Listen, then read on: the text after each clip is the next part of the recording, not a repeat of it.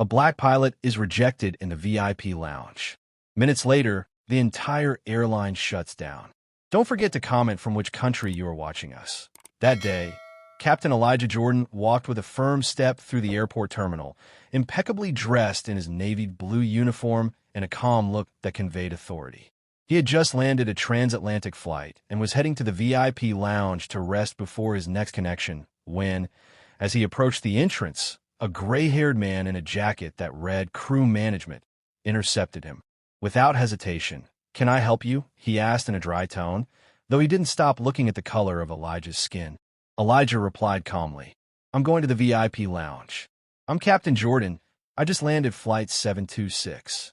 But before he could continue speaking, the man raised his hand as a barrier, without even checking a credential. "This area is not for blacks," he blurted out in a low but firm voice, while several passengers passing by began to turn around, some with surprise, others with discomfort. Elijah blinked as if he hadn't heard correctly, stood up even straighter, and spoke again, now with a deeper voice. "I'm a captain of this airline. I have full access." The manager didn't even look him in the eyes this time. "I don't care who you say you are. We don't let just anyone in here, especially not you." That phrase, loaded with venom, churned his stomach. A group of employees who were nearby pretended not to have heard anything, lowered their gaze, and retreated in silence. Elijah took a deep breath, fighting against the rage that was beginning to boil inside him. It wasn't the first time he had faced distrustful looks or veiled words. But this was different. This was blatant, direct, and public. He tried to keep his composure. He didn't want to cause a scene, but he wasn't going to allow them to humiliate him in front of everyone either. "I'm going to speak with management," he said, taking out his professional credential, which the man completely ignored. "Do what you want, but I'm in charge here, and you're not getting in." An uncomfortable silence took over the place. A woman who was sitting nearby stood up and murmured, "That was wrong." But she didn't dare to intervene. Elijah felt a mixture of shame and fury wash over him.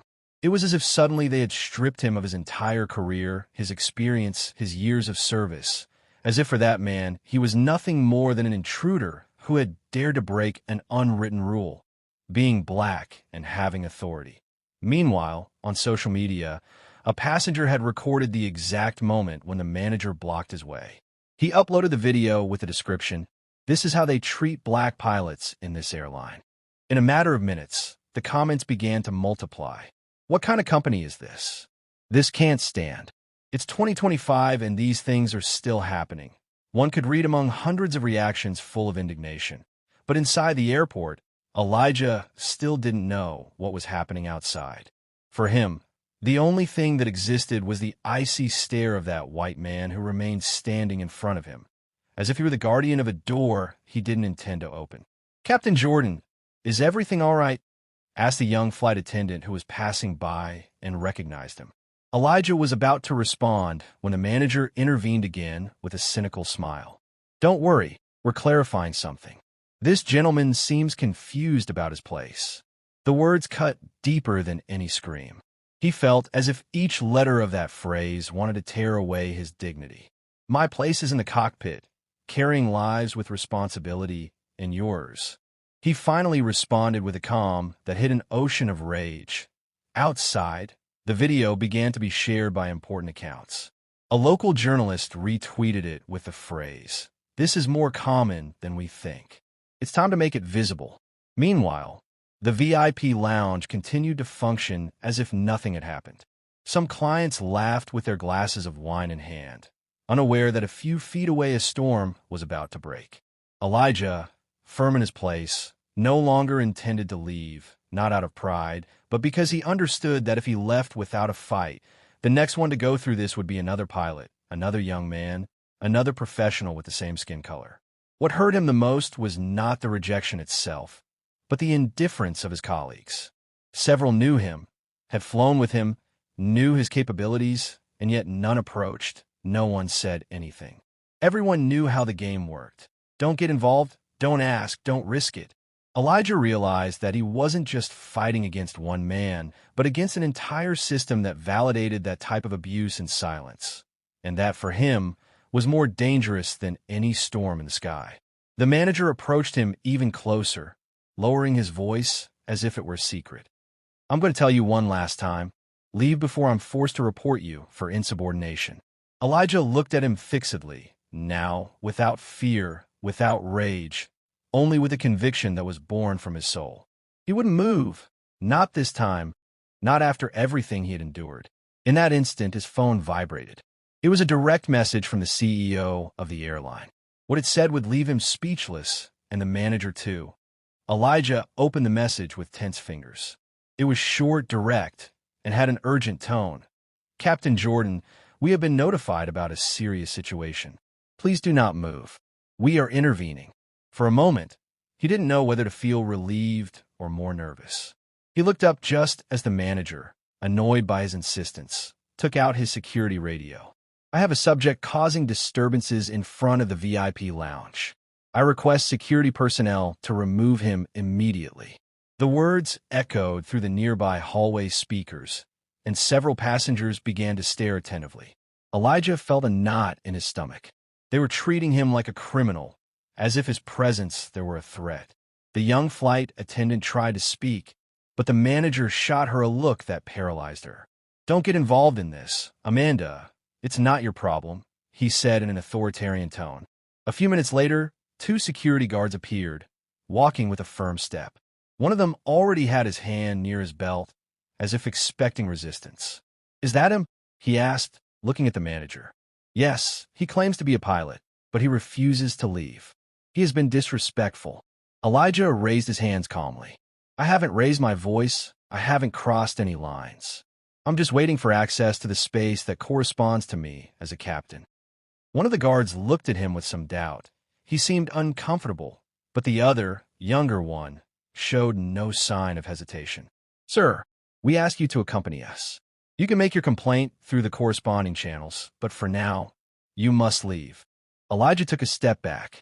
"Are you going to escort me out because of the color of my skin?" Silence. No one responded. The tension was so thick it could be cut with a knife. A few steps away, a woman in a suit was recording everything with her cell phone. She didn't say a word, but her face reflected indignation. The scene was getting out of control. Elijah felt his pulse quicken. His phone vibrated again. This time it wasn't a message, but a video call from the COO. He hesitated for a second, but answered. The executive's image appeared on the screen, serious and focused. "Captain Jordan, we are seeing everything in real time. Please pass the phone to the guard." Elijah obeyed without saying a word. The guard took the device, and as soon as he heard 2 sentences, his expression changed completely. "Yes, understood, sir. No, it is not necessary to remove him. I'm very sorry. Yes, right away." He hung up and turned to Elijah, visibly shaken. "Excuse me, Captain. It was a misunderstanding. Please continue on your way." But it was too late. Everyone had seen what had happened. The manager, still with a tense face, tried to justify himself. "I was just following protocol. I had no way of knowing he was who he said he was." But before he could continue, a new figure appeared on the scene. It was the director of institutional relations for the airline. She walked with confidence, her face serious, and a paper in her hand. She went directly to the manager. "Mr. Langston, you have been suspended immediately for discriminatory conduct and abuse of authority. Accompany security now." The man opened his mouth, but no words came out. A shadow of fear appeared on his face for the first time. The guards escorted him away without resistance, while several people recorded his departure. Some even applauded discreetly. The director turned to Elijah with a mixture of regret and respect. "Captain Jordan, on behalf of the company, we offer you a public apology. There are no excuses for what you have just experienced. We are already preparing a formal statement." Elijah nodded, but his eyes remained firm. It wasn't about an apology, it was about justice. Still, he felt that something had changed. That silent struggle that so many pilots like him had fought for years had today become visible. And more than that, it had had consequences. "Thank you for intervening, but this shouldn't just stay in a letter," he responded with a firm voice. The director nodded solemnly. "It won't. We're going to change many things from today. In the following hours, The original video already had millions of views. National and international news cover the case. Elijah was invited to interviews where he spoke eloquently, not only about what happened to him, but about everything it represented. In every word, he made it clear that he didn't want revenge, but respect, that he wasn't looking for protagonism, but awareness. The airline initiated a deep internal review and announced a new inclusion program with his name, the Jordan Program for Equality and Air Leadership. His story had lit a spark throughout the sector. Days later, Elijah flew again. He entered the airport, as always, with a firm step and impeccable uniform.